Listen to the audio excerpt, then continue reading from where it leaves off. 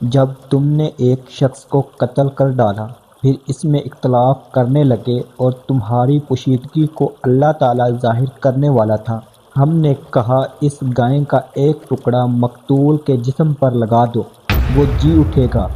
اسی طرح اللہ مردوں کو زندہ کر کے تمہیں تمہاری عقل مندی کے لیے اپنی نشانیاں دکھاتا ہے۔ پھر اس کے بعد تمہارے دل پتھر جیسے بلکہ اس سے بھی زیادہ سخت ہوں گے۔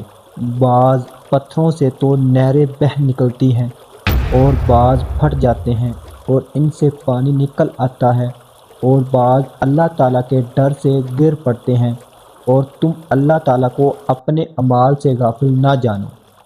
مسلمانوں، کیا تمہاری خواہش ہے کہ یہ لوگ ایماندار بن جائیں؟ حالانکہ ان میں سے ایسے لوگ بھی ہیں جو کلام اللہ کو سن کر عقل و علم والے ہوتے ہوئے پھر بھی بدل ڈالا کرتے ہیں۔ جب ایمان والوں سے ملتے ہیں تو اپنی ایمانداری ظاہر کرتے ہیں، اور جب آپس میں ملتے ہیں تو کہتے ہیں کہ مسلمانوں کو کیوں وہ باتیں پہنچاتے ہو جو اللہ تعالیٰ نے تمہیں سکھائی ہیں؟ کیا جانتے نہیں یہ تو اللہ تعالیٰ کے پاس تم پر ان کی حجت ہو جائے گی؟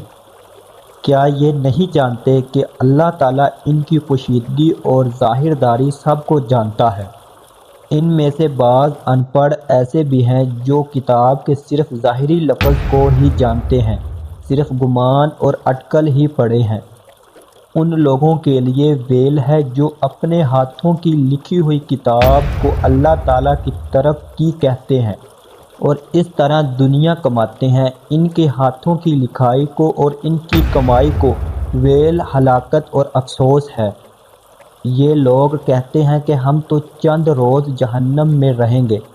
ان سے کہو کہ تمہارے پاس اللہ تعالیٰ کا کوئی پروانہ ہے؟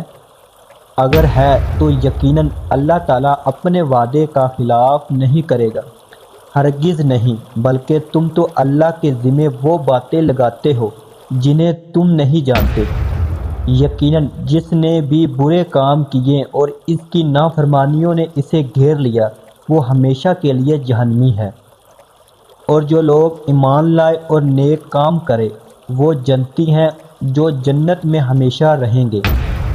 اور جب ہم نے بنی اسرائیل سے وعدہ لیا کہ تم اللہ کے سوا دوسرے کی عبادت نہ کرنا اور ماں باپ کے ساتھ اچھا سلوک کرنا، اسی طرح قرابت داروں، یتیموں اور مسکینوں کے ساتھ اور لوگوں کو اچھی باتیں کہنا، نمازیں قائم رکھنا اور زکوٰۃ دیتے رہا کرنا، لیکن تھوڑے سے لوگوں کے علاوہ تم سب پھر گئے اور منہ موڑ لیا۔